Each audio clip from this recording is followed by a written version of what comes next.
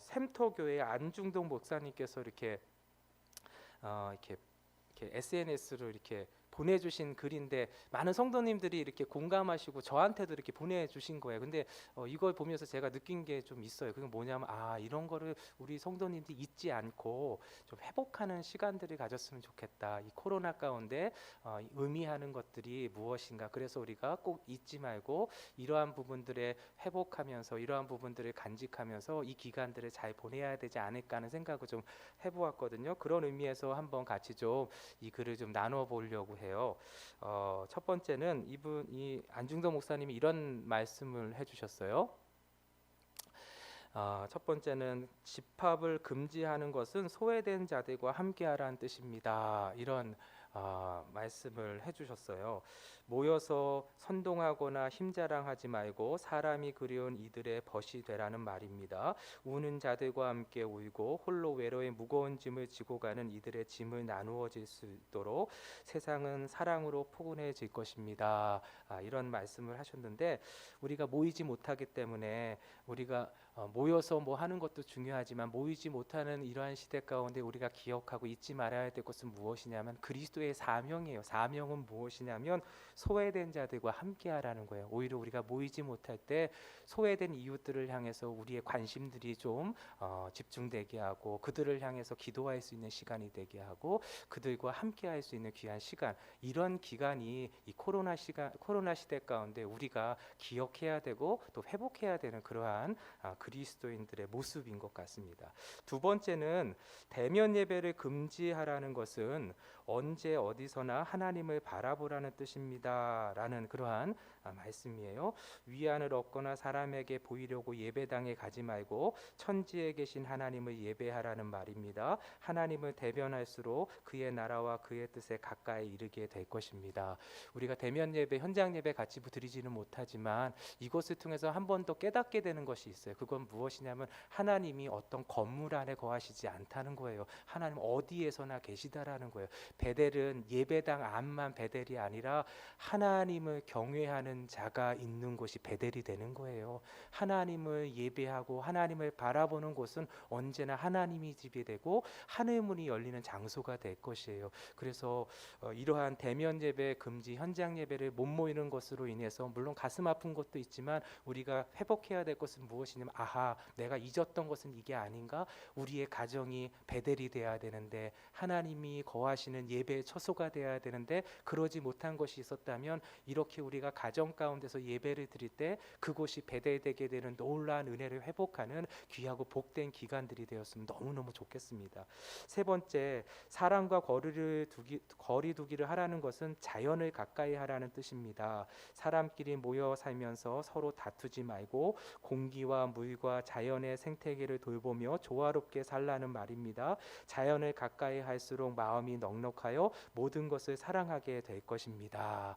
참 이게 의미 있는 말인 것 같아요. 하나님께서 이 세상을 창조하시고 우리에게 다 맡겨주신 게 자연인데 우리가 자연을 돌보지 않은 것도 있고 사람들이 사실은 이렇게 모여 살면서 같이 맞대고 살기 때문에 이렇게 여러 가지 갈등도 많이 있는 것 같아요. 근데 하나님께서 이렇게 모이지 못하게 하니까 그 갈등의 요소들이 많이 줄어져 있는 것도 보게 되는데 사실은 적당한 간격을 유지하는 건 굉장히 중요한 것입니다. 잠시 간격을 유지하면서 우리가 서로를 바라볼 수 있는 귀한 시간들이 되고 또 자연을 향해서 눈을 돌려서 하나님이 주신 자연 속에서 우리가 잃었던 것이 무엇인지를 한번 되돌아보면서 또 회복하는 귀한 기간으로 삼으면 참 좋을 것 같아요. 그리고 네 번째를 보니까 손을 자주 씻으라는 것은 마음을 깨끗이 하라는 뜻입니다. 이런 말씀이 있어요. 악한 행실과 죄에서 돌이켜 회개하고 성결하라는 말입니다. 안과 박이 깨끗하여도 자신과 살고 남도 살 수 있다는 말입니다. 마음의 거울을 닦아야 자신이 보이고 마음의 창을 닦아야 이웃도 보일 것입니다. 우리가 이 코로나 시대를 맞이해서 저도 마찬가지인데 참 손을 많이 씻어요. 저도 하루에 10번 정도 이상 그 이상을 손을 씻는 것 같아요. 어디 갔다 오거나 뭐 하여튼 좀 손이 조금 찝찝하거나 이럴 때는 항상 손을 씻게 되는 거거든요. 그래서 자주 씻게 되는데 손을 씻을 때마다 중요한 것은 눈에 보이는 것을 씻는 것이 아니라 보이지 않는 마음을 씻어야 돼요. 근데 이제 코로나로 말미암아 우리가 손을 씻는 그런 버릇들도 많고 자주 손을 씻잖아요. 그럴 때마다 우리가 회복시켜야 될 건 뭐냐면 보이지 않는 우리의 마음이에요. 한 중심을 보시거든요. 그 중심 가운데 손을 씻을 때마다 우리의 마음도 씻게 되는 귀한 은혜. 그래서 이 코로나가 우리에게 뭐 재앙으로 주는 것이 아니라 오히려 우리의 내실을 더욱더 다질 수 있는, 그리고 하나님의 귀한 은혜 가운데 더욱더 나아가서 우리의 마음이 더욱더 깨끗해질 수 있는 귀하고 복된 시간들이 되었으면 너무너무 좋겠습니다. 마음을 깨끗이 하라는 뜻입니다 라는 그런 말씀이고요. 마지막 다섯 번째인데요, 마스크를 착용하라는 것은 잠잠하라는 뜻입니다. 막말과 거짓말을 하지 말며 불필요한 말을 줄이고 남의 말에 귀를 기울이라는 말입니다. 입을 다물면 사랑스러운 것들의 시선이 머물게 되고 아름다운 소리와 세미한 혹사김이 들려올 것입니다. 예, 참 맞는 말인 것 같아요. 예. 우리가 마스크 이렇게 어디 가서나 이렇게 마스크 쓰게 되는 거잖아요. 그렇죠? 마스크를 쓰기 때문에 사실 말하는 게 쉽지가 않아요. 그렇죠? 그리고 거리도 두고 있기 때문에 사실 누군가 대화하기도 어려운데, 그래서 좀 답답할 수도 있지만 때로는 이것 때문에 여러분 말 실수도 좀 줄일 수도 있고요. 그리고 오히려 좀 잘 들으려고 해요. 어떻게 말하는지를 잘 들어야지. 왜냐하면 마스크를 끼기 때문에 서로가 잘 안 들리거든요. 남의 말에 잘 경청할 수 있는, 사실은 우리가 잘 들어야 하거든요. 근데 이런 것을 통해서 우리가 회복할 수 있는 기간인 것 같아요.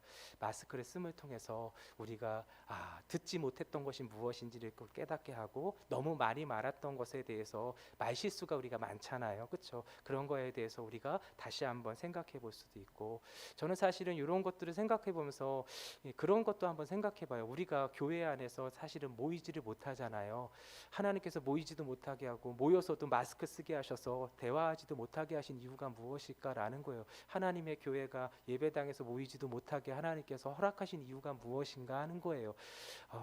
여러분, 얼마나 하나님께서 예배당 안에서 오는 하나님의 백성들이 하나님의 은혜를 말해야 되고 하나님의 말씀의 은혜를 나누고 서로 세워주고 사랑하는 말로 충만해야 되는데, 모여서 그러한 것이 아니라 하나님의 말씀 은혜를 전하는 것이 아니라 서로 시기하고 질투하고 서로 그 영혼을 아프게 하는 그런 말들을 얼마나 많이 했으면 마스크 쓰게 하셨나. 성도들도 마찬가지고요. 그렇죠? 그리고 또 교회에도 모이지도 못하게 하셨나. 이러한 생각들을 한번 해보게 되는 거예요. 그렇구나. 하나님의 백성들이, 하나님을 알지 못한 사람들이 그렇게 한다면 그냥 그럴 수 있어요. 그러나 하나님의 백성들은 이러한 때 내가 혹시나 하나님의 백성으로서 우리의 내 말이 잘못되지는 않았나, 이런 것들을 한 번 더 생각해 봄을 통해서 우리의 말을 더욱더 하나님의 그 입술을 올려드릴 수 있는 귀한 시간들. 그래서 정말 하나님의 이름으로 모이는 곳에서는 사람을 세워주고 그 영혼을 살리는 그러한 말의 통로가 내가 됐으면 얼마나 좋을까. 그것을 위해서 훈련하는 기간들이 이 모이지 못하는 기간이 되었으면 좋겠고, 또 마스크를 쓰는 기간이 되었으면 좋겠어요. 그래서 정말로 우리가 다시 마스크를 벗고 계속해서 우리가 일상의 상황을 돌아갔을 때는 정말 우리의 입술을 통해서 영혼을 살릴 수 있는 하나님의 백성으로 다시금 거듭날 수 있는 이 기간이, 이 코로나 기간이 되었으면 너무너무 좋겠습니다. 이런 의미에서 우리가 한번 이 안중덕 목사님의 그 글을 좀 한번 우리 같이 한번 생각해 보았어요. 그래서 우리가 이 기간에 우리가 회복해야 돼요. 우리의 모습을 하나님께서 기뻐하시는 모습으로 회복하는 귀하고 복된 시간 되었으면 좋겠습니다. 오늘 주신 하나님의 말씀 같이 보겠습니다. 오늘 주신 하나님의 말씀은 야고보서 1장 19절에서 21절의 말씀이에요. 야고보서 1장 19절에서 21절의 말씀, 저와 여러분들이 한 목소리로 합독할 수 있도록 하겠습니다. 야고보서 1장 19절에서 21절의 말씀입니다. 제가 가진 성경은 신약 370면쯤에 있어요. 같이 합독하겠습니다. 내 사랑하는 형제들아, 너희가 알지니 사람마다 듣기는 속히 하고 말하기는 더디하며 성내기도 더디하라. 사람이 성내는 것이 하나님의 의를 이루지 못함이라. 그러므로 모든 더러운 것과 넘치는 악을 내버리고 너희 영혼을 능히 구원할 바 마음에 심어진 말씀을 온유함으로 받으라. 아멘. 한 번 더 기도하고 말씀 듣겠습니다.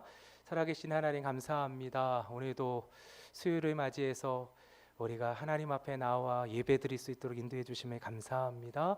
이제 우리가 주의 말씀 듣고자 합니다. 이 말씀 가슴에 심기운 귀한 생명의 말씀 되게 하여 주셔서 오늘도 우리가 살아가는 데 있어서 이 말씀이 우리를 살리는 은혜의 말씀 되게 하여 주시옵소서. 감사드리옵고 예수님의 이름으로 기도드립니다. 아멘.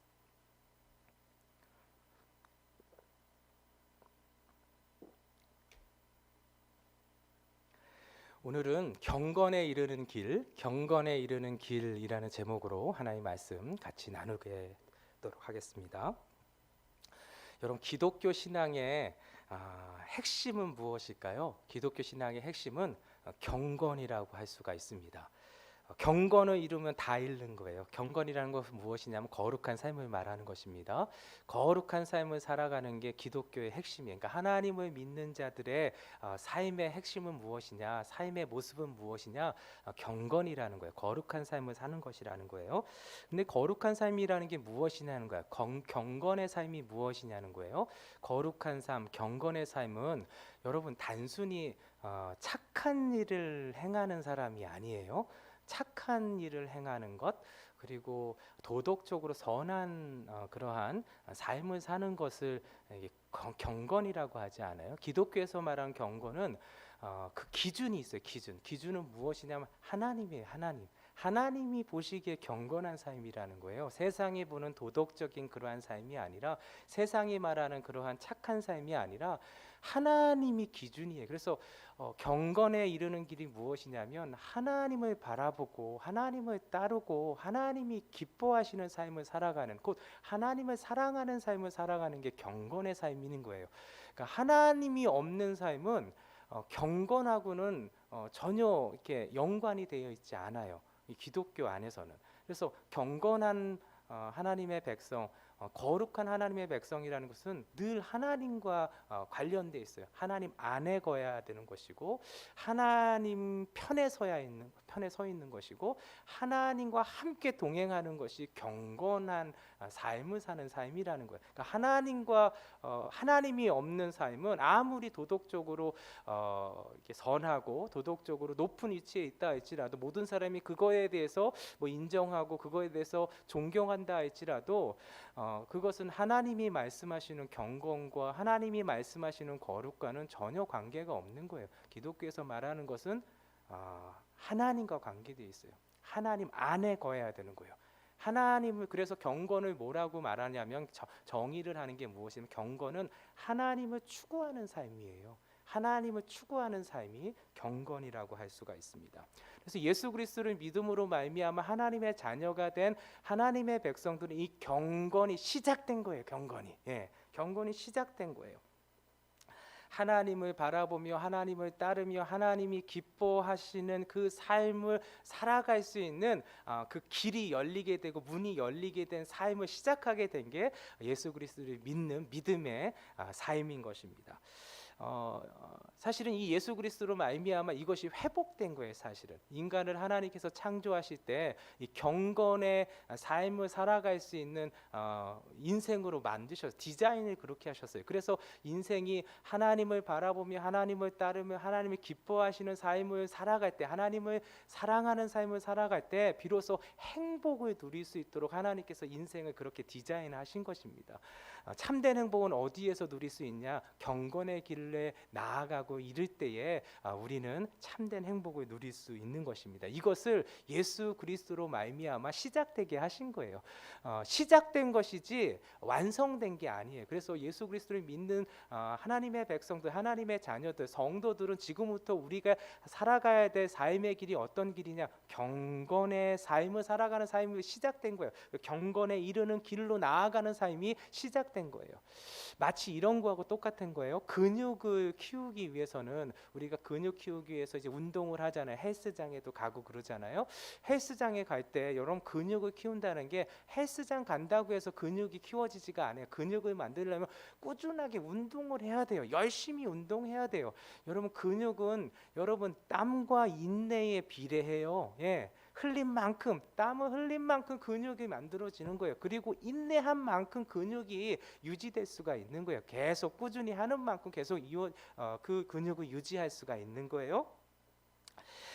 마찬가지입니다. 경건도 마찬가지예요. 하나님께서 예수 그리스도를 믿음으로 말미암아 경건의 길을 걸어가게 하신 거예요. 시작하게 된 거예요. 우리가 완성된 게 아니에요. 경건의 근육을 만들기 위해서는 여러분 땀 흘리듯이 우리가 경건에 이르는 연습을 해야 돼요. 훈련을 해야 돼요. 훈련을 해야지 우리가 경건한 삶을 살아갈 수 있고 경건해질 수가 있고 하나님이 기뻐하시는 그러한 거룩의 삶을 우리가 걸어갈 수 있는 것입니다. 그런데 중요한 것은 무엇이냐면 근육을 만드는 사람들을 그 사람들에게 철칙과 같아요. 그건 무엇이냐면 만드는 것보다 유지하는 게 더 어려워요. 그렇죠? 그래서 보면은 이 근육을 이렇게 만드는 사람은 뭐냐면 그것을 유지하려고 계속 꾸준히 연습하는 걸 보게 되는 거예요. 그렇죠? 그 게을리하지 않는 거예요. 그 이유는 무엇이냐면 근육이라는 게 제가 찾아보니까 이 근섬유가 있는데 근세포가 있는 거예요. 근세포가 단단해져서 근육이 된대요. 근데 이 근세포는 이 세포라는 것은 그 살아있는 기간이 100일이래요. 100일. 그러니까 100일이 지나면 이 근세포가 죽는다는 것이죠. 그래서 이 근세포를 우리가 만들었다 하더라도 이 근세포가 100일 동안만 살아있고 그리고 나서는 다시 이제 죽게 된다라는 거예요. 새로운 세포들이 계속 살아난다라는 것이죠. 그래서 그 근육 이렇게 만드는 사람들은 예를 들어서 그 근육을 만들어 갖고 아주 몸이 굉장히 좋은데 3개월만 이렇게 쉬면은 운동을 쉬게 되면 여러분 그 근육이 다 쪼그라든다고 그래요. 예, 근육을 유지할 수가 없는 것이죠. 마찬가지입니다. 경건의 근육도 마찬가지예요. 경건에 그러한 이르는 그러한 맛을 본 사람들이 있어요. 거룩에 이르게 되는 거룩의 어떤 경험들을 한 사람들이 있어요. 근데 경험을 한 것이 중요한 게 아니라 유지하는 게 중요한 거예요. 유지하기 위해서는 어떻게 해야 되나? 계속해서 꾸준하게 계속해서 그 경건의 훈련을 게을리하면 안 된다라는 것이죠. 처음에 만들었듯이 유지하기 위해서도 꾸준히 계속적으로 열심히 그 경건의 삶을 살아가야 된다라는 것입니다. 그래서 그 경건의 삶이 내 삶의 그냥 일부분이 될 수 있도록 할 때 우리는 경건을 유지할 수 있게 되는 하나님의 사람으로 살아갈 수 있는 것이죠. 그래서 이 야고보서를 통해서 오늘도 그리스도인의 정체성, 우리가 그리스도인이 되었다라는 것이 무엇인가, 그리고 그리스도인으로서 살아간다는 게 무엇인가, 이러한 부분에 있어서 오늘 주시는 말씀은 무엇이냐면 경건에 이르는 삶, 경건에 이르는 귀한 그 길을 계속해서 우리가 연습하고 훈련하는 삶이 결국은 그리스도인이라는 거예요. 그냥 한번 맛보고 그치는 것이 아니라 계속해서 그 경건의 삶으로 나아갈 수 있는 삶, 나의 삶에 그냥 호흡이 그냥 우리 가운데 일상적인 삶이듯이 우리가 택하고 우리가 행해야 되는 것은 무엇이냐면 경건에 이르는 삶, 그 걸음을 걸어가는 사람이 그리스도인이다라는 것을 우리에게 말씀해 주시는 것입니다. 그렇다면 우리가 이 세상 가운데 그리스도인으로서 경건에 이르는 그러한 원칙이 무엇이냐는 거예요. 어떤 것을 훈련해야 되는 거예요. 기본적인 3원칙이 있어요. 오늘 야고보를 통해서 흩어져 있는 성도들에게, 그리스도인들에게, 교회에게 하나님께서 말씀해 주세요. 세 가지는 무엇이냐면 19절 말씀이에요. 같이 한번 읽어보도록 하겠습니다. 시작. 내 사랑하는 형제들아, 너희가 알지니 사람마다 듣기는 속히하고 말하기는 더디하며 성내기도 더디하라. 세 가지를 말씀하고 계세요. 3원칙이에요. 이거는 꾸준하게 우리가 지켜나갈 때 우리는 거룩에 이르는 길을 걸어가게 될 것이고, 우리는 거룩한 삶, 하나님을 바라보고 하나님을 따르며 하나님이 기뻐하시는 그 하나님을 사랑하는 삶을 계속해서 살아갈 수 있는 것입니다. 그 첫 번째가 무엇이냐면, 첫 번째, 듣기는 속히 하라는 거예요. 듣기는 속히 하라. 여러분, 첫 번째는 들어야 한다라는 거예요. 여러분, 들어야 하는데 아무 것이나 들으면 안 돼요. 여러분, 홍수에 먹을 물이 없다고 했어요. 물이 많지만 먹을 물이 없어요. 홍수가 나면 생수를 먹어야 하는 거예요. 마찬가지예요. 아무거나 다 들어야 된다는 것이 아니라 나를 살리는, 내 영혼을 살리는 하나님의 말씀을 들어야 된다는 거예요. 오직 나를 살리는 말씀, 그 말씀은 진리의 말씀인 하나님의 말씀밖에 없는 것입니다. 그래서 첫 번째 원칙은 무엇이냐면 들어야 돼요. 무엇을요? 하나님의 말씀을 들어야 된다는 거예요. 듣기는 속히 하라. 하나님의 말씀을 속히 들어야 된다는 거예요. 그러할 때 우리의 삶 가운데 흔들리지 않는 생명의 길로 걸어갈 수 있는 하나님의 백성으로 우뚝 서게 될 것입니다. 거룩의 길로 걸어갈 수 있는 거룩한 은혜가 우리 가운데 열리게 되는데 그 시초가 무엇이냐? 들어야 한다라는 거예요. 첫 번째가 무엇이냐? 들어야 한다라는 거예요. 왜 그럴까 하는 거예요. 여러분, 하나님 말씀에 로마서에 보면 이런 말씀이 있어요. 믿음은 들음에서 나고 들음은 그리스도의 말씀으로 말미암느니라. 믿으시면 아멘. 여러분, 우리 모두가 믿음이라는 것, 믿음이 우리 심령 가운데 뿌리를 내게 하는 것도 뭐에 있다? 하나님 말씀에 있다는 거야. 하나님의 말씀이 우리 가운데 심겨져야 그 뿌리가 우리의 심령 가운데 뿌리 내리게 되고, 그리고 그 뿌리가 내린 것이 자라게 하는 것도 하나님의 말씀을 들어야만 한다라는 거예요. 들을 때에 그 뿌리가 깊게 들이오게 되고 자라게 된다라는 거예요. 그리고 자라서 열매 맺게 하는 것도 말씀을 들어야 한다라는 거예요. 그러니까 말씀을 들어야지만 뿌리도 내리게 되고 자라게도 되고 열매도 맺게 된다라는 거예요. 여러분, 거룩에 이르는 게 첫 번째 가장 중요한 것은 들어야 한다라는 거예요. 하나님의 말씀을 듣지 않으면 결코 뿌리도 내리지 못하고 자라지도 못하고 열매도 맺지 못한다는 것입니다. 성경은 하나님의 말씀이 우리 인생 가운데 무엇인지 우리에게 계속해서 전해주고 있어요. 시편에 보니까 이런 말씀을 우리에게 해주십니다. 주의 말씀은 내 발의 등이요 내 길의 빛이니이다. 할렐루야. 여러분, 인생 가운데 여러분 빛이 있으면 길 잃어버릴 염려가 없는 거예요. 보이지 않기 때문에 두려운 거예요. 어디를 가야 될지 모르는 이유는 무엇이냐면 어둡기 때문에 그래요. 그러나 등이 있으면 그 어둠이 여러분 사라지게 되는 거예요. 여러분, 빛이 비치면은 그 어둠이 다 사라지게 되어 있는 거예요. 여러분, 하나님의 말씀만이 우리의 어둠 가운데 있는 이 세상 가운데 빛이 되어 주셔서 하나님의 거룩한 삶의 길이 어디인지를 우리에게 알려주신다라는 거예요. 예, 그 길로만 가면 되는 거예요. 여러분, 우리 안에는 선한 것이 없어서 여러분, 우리 안에서는 어떠한 길이 생명의 길인지 진리의 길인지 알 수도 없고 찾아낼 수도 없고 발견해낼 수도 없어요. 오직 하나님의 말씀만이 빛으로 임할 때에 우리 인생까지 길이 되어 주시는 놀라운 역사가 우리 가운데 실제가 되는 것을 우리가 보게 될 것입니다. 거룩의 길의 첫 번째, 말씀을 들어야 한다라는 거예요.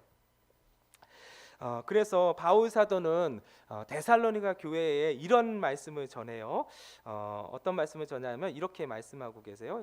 이러므로 우리가 하나님께 끊임없이 감사함은 너희가 우리에게 들은 바 하나님의 말씀을 받을 때에 사람의 말로 받지 아니하고 하나님의 말씀으로 받음이니 진실로 그리하도다. 이 말씀이 또한 너희 믿는 자 가운데서 역사하느니라. 아멘. 하나님의 말씀을 전할 때에 그냥 좋은 말씀으로 들은 것이 아니라 하나님의 말씀으로 받고 그 말씀에 우리의 인생을 던질 때에 하나님께서 어떻게 역사하여 주신다라는 거예요. 할렐루야. 그러니까 데살로니가 교회 성도들이 어떠한 삶을 살았냐면 바울이 전해주는 말을 그냥 사람이 주는 말로 듣지 않고 하나님이 주신 말씀으로 듣고 그 말씀을 믿고 행하니까 하나님께서 그 가운데 역사하여 주셨다라는 거예요. 할렐루야. 오늘도 마찬가지입니다. 우리가 하나님의 말씀 볼 때 주어진 하나님의 말씀이 있잖아요. 기록된 하나님의 말씀, 이 말씀 볼 때마다 들을 때마다 이 말씀 귀로 듣고 한 귀로 우리가 흘러버리는 것이 아니라 이 말씀을 하나님의 말씀으로 받고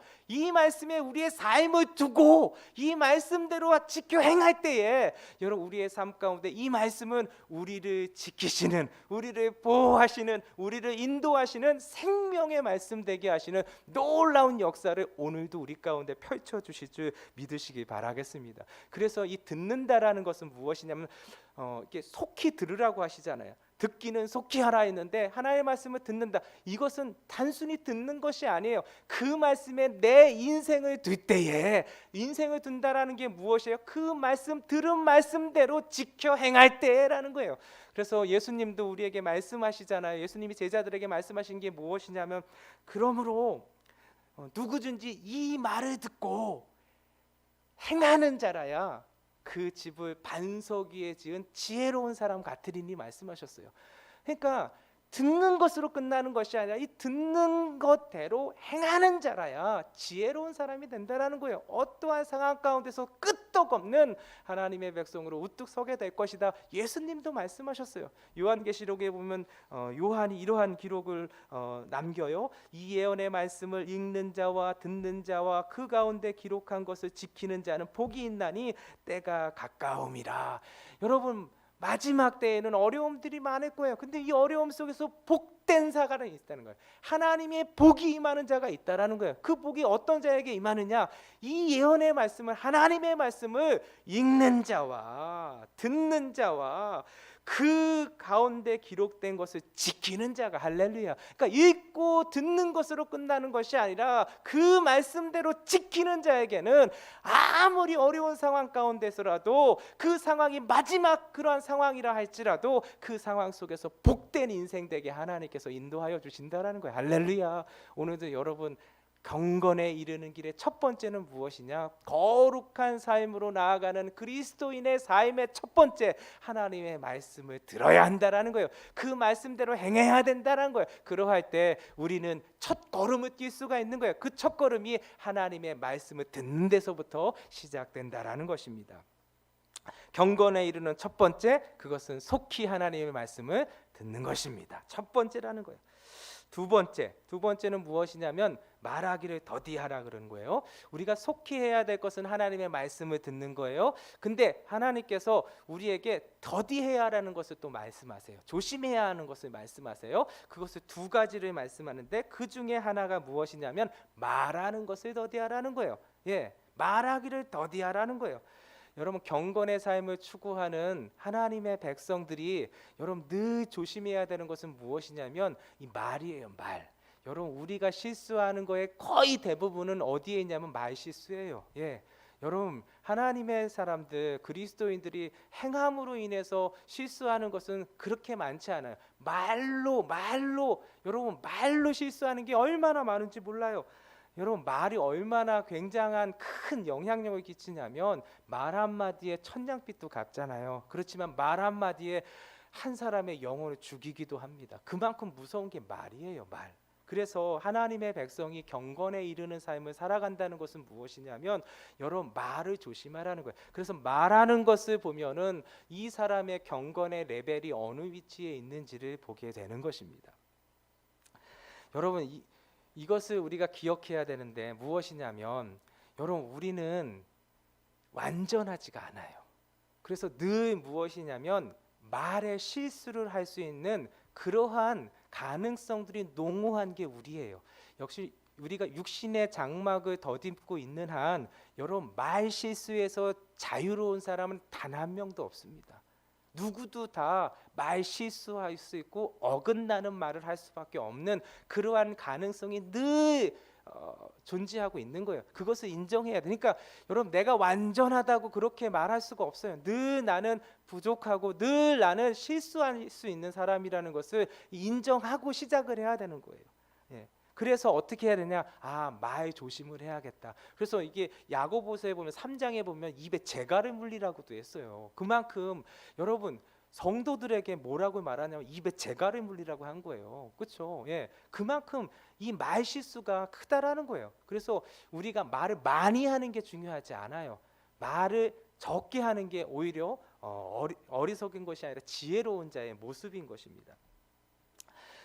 그래서 잠언에도 보면 17장 27절에서 28절 이런 말이 있어요. 말을 아끼는 자는 지식이 있고 성품이 냉철한 자는 명철하니라. 미련한 자라도 잠잠하면 지혜로운 자로 여겨지고 그의 입술을 닫으면 슬기로운 자로 여겨지느니라. 그러니까 말을 안 하는 게 오히려 지혜로운 거예요. 말을 아끼라는 거예요. 말을 많이 하는 게 중요한 것이 아니라 정말 할 말만 해야 되는 거예요. 너무 많은 말을 하면 말을 많이 한 만큼 실수도 많이 한다라는 거예요. 그래서 여러분, 말을 아끼는 것이 지혜로운 자라는 거예요. 그리고 여러분, 말을 우리가 잘해야 되는데 우리가 말을 실수하기 때문에 여러분, 말을 아껴야 되는 것도 있지만 여러분, 중요한 것은 무엇이냐면 내가 아무리 좋은 말을 한다 할지라도 여러분, 듣는 상대방이 성숙하지 않으면 그 말을 이해할 수가 없어요. 그리고 받아줄 수가 없어요. 그래서 오해를 사게 되는 거예요. 그래서 이건 두 사람의 문제인 거예요. 다. 그래서 근데 죄된 사회 가운데 죄된 그러한 인생은 여러분, 말하는 자도 실수를 하고 듣는 자도 성숙하지 않다면 아무리 좋은 말을 하고 아무리 맞는 말을 해도 그 상대방이 성숙하지 않으면 이걸 받아줄 수가 없기 때문에 이 오해가 풀리지 않고 어려움이 더 가중될 수가 있어요. 그래서 여러분, 말을 할 때 어떻게 해야 조심해야 된다는 거예요. 그러니까 말을 많이 하는 게 답이 아니에요. 할 말만 하는 게 그리스도인의 경건에 이르는 그러한 삶이라는 것을 말해주고 있는 것입니다. 그러면 어떻게 해야 되는 거예요? 여러분, 말을 조심해야 된다는 것은 무엇이냐면 그것을 위해서 어떻게 해야 될 것인가? 여러분, 한 가지 원칙이 있어요. 그건 뭐냐면 생각하고 말하라는 거예요. 예, 한 번쯤 생각하고 말하라는 거예요. 그냥 막 말하는 것이 아니라 그냥 반사적으로 말하는 것이 아니라 생각하고 말하라는 거예요. 말을 더디하라는 것은 그냥 무조건 어떤 말을 들었을 때 말을 하는 것이 아니라 이 말을 하기 전에 생각을 먼저 하라는 거예요. 다윗이 이런 고백을 했어요. 내 입술의 모든 말과 내 마음의 묵상이 주께 연락되기를 원하나이다. 그러니까 내 입술의 모든 말과 마음의 묵상이 하나님께서 듣고 계시다라는 거예요. 하나님께서 듣고 계시기 때문에 우리가 어떻게 해야 되느냐, 한 번쯤 생각하고 말하라는 거예요.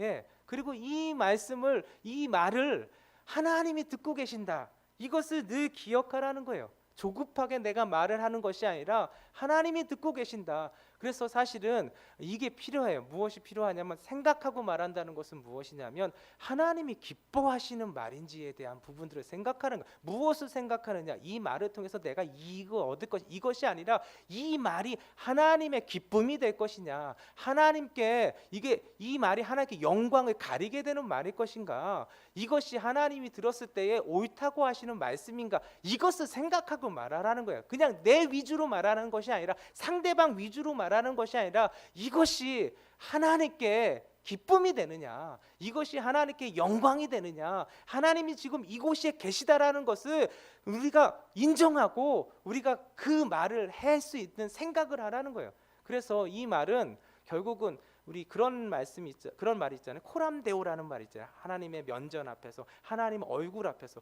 그러니까 우리가 말을 할 때 이곳에 하나님 계시다는 거예요. 하나님 얼굴이 이 안에 계시다라는 거예요. 그 앞에서 내가 말을 한다라는 것을 생각하고 말하라는 거예요. 그럴 때 우리가 실수하지 않을 수 있다라는 거예요. 그렇죠? 누군가 있으면 우리가 말 실수하지 않잖아요. 그런데 하나님이 계시는 거예요. 모든 것의 심판자이시고 재판관이신 하나님이 지금 듣고 계시다는 거예요. 그 앞에서 내가 말한다는 이것을 생각하고 말하라는 거예요. 그러할 때 우리가 말실수를 덜 할 수도 있고 그 영혼을 죽이는 말이 아니라 그 영혼을 살리는 말을 할 수가 있다라는 것입니다. 그 영혼을 사랑하는 말을 던질 수가 있다라는 거예요. 오늘도 우리가 조급하게 서둘러서 말하는 것이 아니라, 아니면 내 감정에 치우쳐서 말하는 것이 아니라, 여러분, 오늘도 하나님이 내 앞에 계시다라는 것을 우리가 인정하면서 우리의 말을 할 때 먼저 그것을 생각하고 말할 수 있는 저와 여러분들 되시기를 예수님의 이름으로 축원드립니다. 그런데 이게 쉽지가 않아요. 예, 우리가 말할 때 늘 하나님의 면전에서 호람데오의 그러한 마음 가운데, 믿음 가운데서 이렇게 말하는 게 아니에요. 그냥 내뱉는 게 얼마나 많아요. 그렇죠? 그래서 우리가 해야 될 것은 무엇이냐면, 여러분, 다른 것이 아니에요. 성경에 보니까 예수님께서 그런 말씀을 하셨어요. 무의식적으로 우리가 말이 나오게 되잖아요. 그렇죠? 말이라는 것은 무엇이냐면 우리 안에 가득 담겨져 있는 것이 나온다는 거예요. 그래서 예수님께서 이런 말씀하셨어요. 누가복음 6장 45절에 선한 사람은 마음에 쌓은 선에서 선을 내고 악한 자는 그 쌓은 악에서 악을 내나니 이는 마음에 가득한 것을 입으로 말함이니라. 여러분, 그렇기 때문에 여러분, 무엇을 우리 안에 가득 채워야 하는 거예요? 하나님의 말씀을 가득 채워야 하는 거예요. 하나님의 말씀을 가득 채울 때 우리는 하나님의 면전 앞에서 말할 수 있는 하나님의 사람으로 여러분 거듭날 수가 있는 거예요. 말씀이 들어있지 않으면 우리의 가득한 것이, 우리 마음에 가득한 것이 하나님의 말씀이 아니면 세상적인 말이 나오게 되는 거예요. 세상적인 방식으로 말하게 되는 거예요. 여러분, 세상적인 것이 사람을 살리는 것입니까? 아니죠. 예. 때 시기, 질투, 미움, 다툼 이것이 우리 가운데 있으면 이 말을 하게 되는 거예요. 근데 하나님의 말씀으로 가득하면 하나님의 긍휼하심이, 하나님의 인자하심이, 하나님의 사랑하심이 우리도 모르게 튀어나오게 되는 거예요. 무엇을 가득 쌓느냐에 따라서 여러분 우리의 입술이 어떠한 통로가 되느냐가 결정되는 것입니다. 그 영혼을 살리는 통로가 될 것이냐, 그 영혼을 죽이는 통로가 될 것이냐, 하나님의 영광을 나타내는 통로가 될 것이냐, 하나님의 영광을 가리는 통로가 될 것이냐, 하나님이 기뻐하시는 입술이 될 것이냐, 하나님께서 미워하시는 입술이 될 것이냐, 우리 안에 가득 담아 놓은 것이 입으로 나타나게 되고 표현되게 되는 것입니다. 그래서 거룩에 이르는 길은 무엇이냐면 들어야 하는 거예요. 하나님의 말씀을 심어야 하는 거예요. 내 마음 가운데 하나님의 말씀으로 가득할 때 내 입술이 하나님의 통로가 되는 것입니다. 할렐루야. 그래서 근데 이게 쉽지가 않아요. 그래서 무엇을 해야 되냐? 연습해야 되는 거예요. 예, 끊임없이 연습해야 돼요. 한 번 여러분들이 하나님의 그 능력의 통로, 은혜의 통로, 생명의 통로가 됐습니까? 여러분 한 번 했다고 해서 이것이 내게 되는 것이 아니에요. 꾸준히 계속해서 연습할 때 매번의 상황 가운데서 계속해서 하나님의 은혜의 통로로, 생명의 통로로 우리의 입술이 사용되게 되는 것입니다. 그렇지 아니하면 한 번 경험할 수는 있지만 두 번째 만났을 때 여러분 우리가 하나님의 은혜의 통로로 사용받지가 못하는 거예요. 내 감정이 나타날 수가 있는 거예요. 여러분 내 안에 선한 것이 없어요. 선한 것이 없는 내 모습이 드러나게 되면 여러분 결코 그 말을 통해서 하나님의 영광을 드러내는 것이 아니라 여러분 하나님의 영광을 가리게 되는 그러한 통로로 우리의 입술이 사용되게 되는 것입니다. 오늘도 그런 의미에서 경건에 이르는 두 번째는 무엇이냐면 내 말을 조심해야 되는 거예요. 더디하라는 거예요. 입술을 조심하라는 거예요. 한 번쯤 생각하는 거예요. 생각하기 전에 말하는 것이 아니라 생각한 후에 말하는 거예요. 하나님의 면전 앞에서 내가 말한다라는 것을 기억하고 여러분 말할 수 있는 자가 되어야 되는 거예요. 하나님의 영광을 위해서, 하나님의 기쁨을 위해서 이 말이 그 상대방을 살리는 말이 될 것인가, 이것을 한 번쯤 생각하고 말할 수 있는 자가 되어야 돼요. 그러려면 우리 안에 무엇으로 가득 말씀으로 가득해야 된다는 것이에요. 이런 의미에서 우리의 말을 조심할 수 있는 저와 여러분들 되시기를 예수님의 이름으로 축원드립니다. 세 번째는 무엇이냐면 세 번째는 성내기도 더디하라고 말씀하고 계세요. 성내기도 더디하라. 그러니까 쉽게 말하면 무엇이냐면 화를 쉽게 내지 말라라는 거예요. 화를 쉽게 내지 말라라는 거예요. 여러분 그리스도인은 말도 조심해야겠지만 화를 내는 것도 여러분 잘 참아야 한다라는 거예요. 잘 참는 자가 경건에 이르는 그 길을 걸어가는 사람이라는 거예요. 여러분 화가 나는 것은 죄가 아니에요. 화는 하나님께서 감정이잖아요. 감정은 하나님이 주신 거예요. 그래서 화가 나는 것은 그건 죄가 아니에요. 그런데 화가 표출되게 되면 그것이 어떻게 그 화가 표출됨에 따라서 여러분 어떻게 되냐? 그것이 사단이 그것을 이용하게 된다라는 거예요. 사단이 그것을 사용하게 된다라는 거예요. 그래서 뭐에 이르게 하냐? 죄 가운데 이르게. 그러니까 화가 나는 것은 이건 어쩔 수 없는 거예요. 내 감정이기 때문에. 근데 화가 나는데 화가 나면 어떻게 돼요? 저런 하면서 욕할 수도 있는 거고 그 사람을. 그리고 그 화 때문에 그 화로 말미암아 저렇게 됐으면 좋겠다. 그냥 다리 뭉대가 부러졌으면 좋겠다. 이렇게 얘기를 한다면 마음속에 갖는다면 그때부터 죄가 시작이 되는 것이네. 화가 나는 감정은 그건 죄가 아니에요. 그러나 그거로 인해서 벌어지는 것이 그것을 참아내지 못하면 그것으로 인해서 죄 가운데 허덕일 수밖에 없다는 것입니다. 그래서 화는 참아야 해요. 참아야 돼. 화를 내게 되면 분출하게 되면 어떤 일이 벌어지냐면 말하는 것보다 더 무서워집니다. 말하는 것보다 그 상대방을 더 상처를 주게 돼 있어요. 왜냐하면 여러분 화를 분출하면 그 화로 말미암아 메시지가 전달되는 것이 아니라 감정이 전달되기 때문에 그래요. 한국 사람이 이걸 잘 못해요. 예. 우리나라 보면은 이게 참 이렇게 감정이 이렇게 오면은 그 감정이 그냥 나타나게 되거든요. 뭐 한국 사람만 그런 건 아니겠죠, 그렇죠? 근데 이 중요한 건 뭐냐면 잘 참아야 돼요. 잘 참아내는. 그러니까 감정을 잘 조절할 수 있는, 화를 잘 조절할 수 있는, 화를 잘 참아낼 수 있는 정도가 경건의 정도예요. 경건의 레벨. 내가 어느 정도 경건의 레벨 가운데 있는가? 내가 화가 났을 때 그 화를 잘 참을 수 있을 정도의 그러한 것을 보면 그 화를 참는 정도가 내 경건의 그 정도가 되는 것입니다. 그래서 20절에 보면 이런 말씀을 하세요. 사람이 성내는 것이 하나님의 의를 이루지 못함이라. 성을 내면요, 화를 내면은 하나님의 의를 이루지 못한다라는 거예요. 하나님의 역사를 나타내지 못한다는 거예요. 여러분, 하나님의 백성은 화내는 사람들이 아닙니다. 화나는 사람이 아니에요. 화나는 사람이 아니라 화를 참는 사람이에요. 화를 참는다고 여러분 그러면 아무 말도 안 한다라는 게 아니에요. 화를 참고 화를 분출하는 것이 안 하는 것이지, 여러분 할 말은 하면 되는 거예요. 그건 뭐냐면 아닌 것은 아니라고 말하고 옳은 것은 옳다고 말할 수 있는 사람이 그리스도인인 거예요. 아무 말도 안 하고 우리는 주눅들어 살아야 돼. 이게 아니라 화를 나타내는 것이 아니라 감정을 표출하는 것이 아니라 메시지를 전할 수 있는 사람이 그리스도인이라는 것을 우리에게 말씀해 주시는 것입니다. 민수기 16장에 보면 고라의 무리들이 모세와 아론을 이렇게 비난하는 것을 보게 되잖아요. 고라가 당을 지어 갖고 모세와 아론을 향해서 대놓고 그렇게 비난하잖아요. 어떻게 분수에 지나치다 너희가, 이렇게 말하는 거예요. 모세와 아론을 향해서, 지금까지 인도했던 그 지도자였던 모세와 아론을 향해서 너희가 분수에 지나치다, 너희가 너무 교만하다, 우리도 다 하나님의 백성이고 거룩한 하나님의 백성인데 너희가 어찌 여호와의 총에 위에 군림해서 우리를 다스리느냐, 이렇게 막 비난을 하는 거예요. 그래서 우리도 거룩하다는 거예요. 우리도 거룩한데 어떻게 거룩하신 거룩한 백성 위에 너가 서서 왕처럼 그렇게 권위와 권세를 부리느냐, 이렇게 막 교만하다 이렇게 말하고 있는 거예요. 비난하고 있는 거예요. 원망하고 있는 거예요. 불평하고 있는 거예요. 이 말을 들었을 때 여러분 참 이렇게 모세의 상황과 모세와 아론의 그 입장에서 보면 황당한 거예요. 어떻게 보면 당황스러운 거예요. 왜냐하면 그 고래의 무리들이 당을 지어서 말한다 할지라도 그렇게 막 큰 세력이 아니에요. 그리고 모세와 그 아론에 비할 때 그 세력들이 그렇게 모세와 아론을 향해서 그렇게 말할 수 있는 위치에 있는 사람들도 아니에요. 그리고 모세와 아론은 그 당시에 여러분 큰 힘을 가지고 있었어요.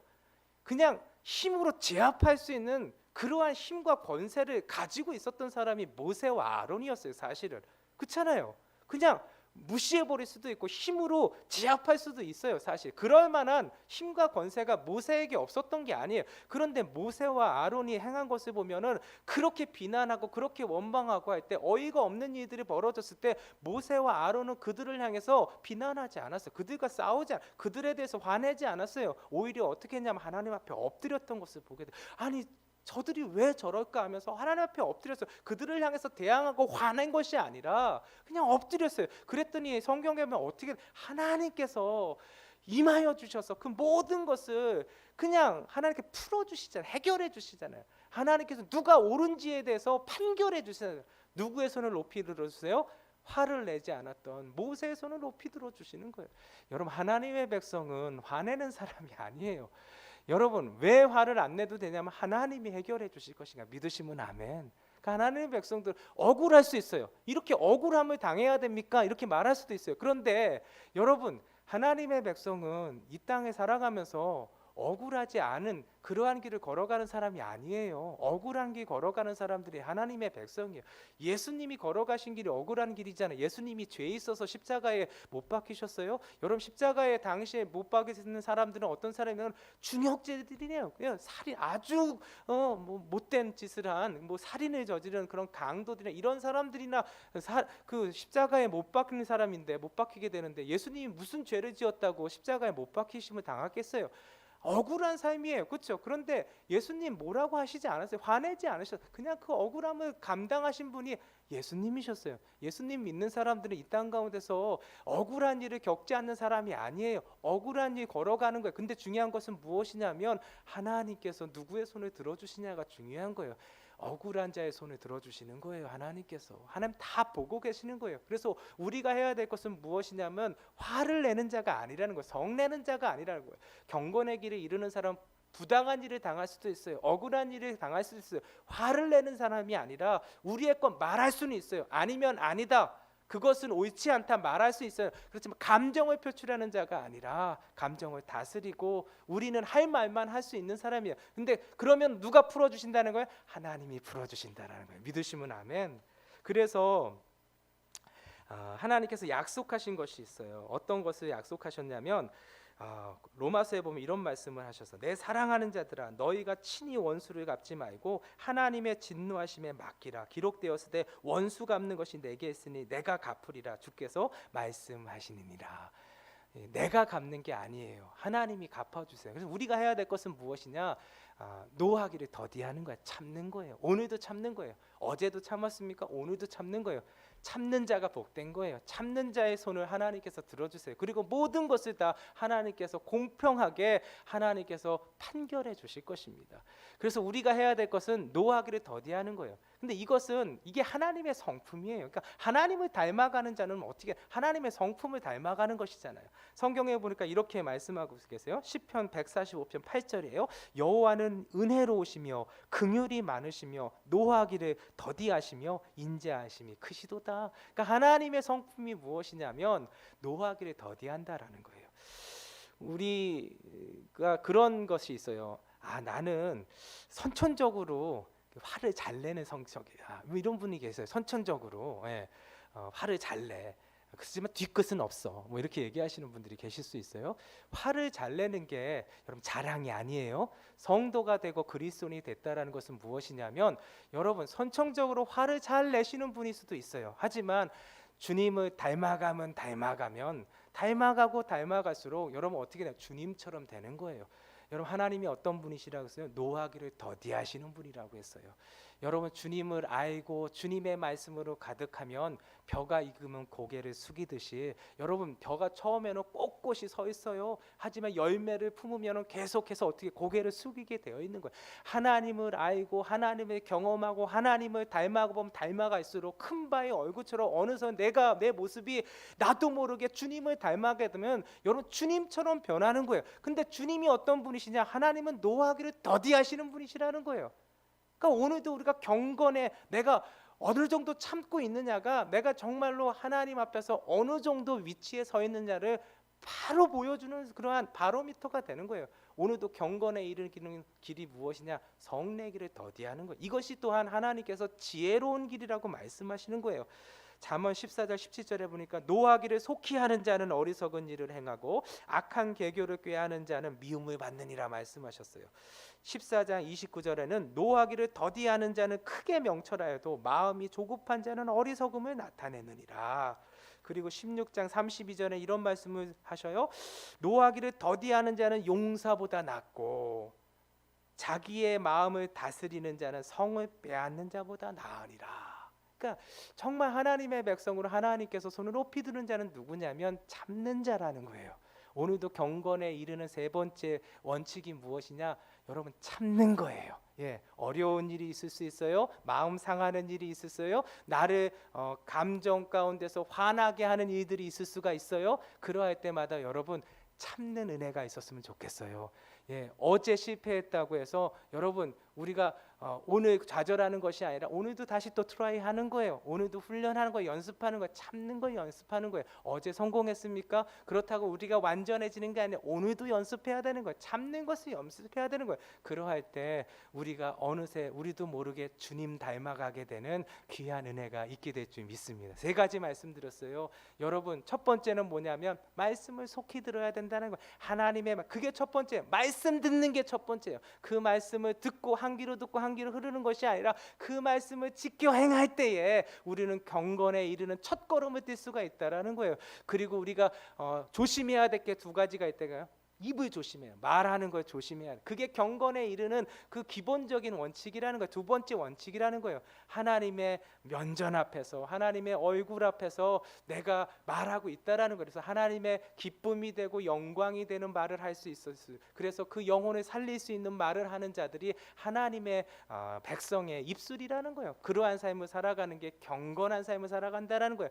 세 번째는 여러분 성내기를 더디하라고 그랬어요. 화를 참으라는 거예요. 어제도 참았습니까? 오늘도 참으십시오.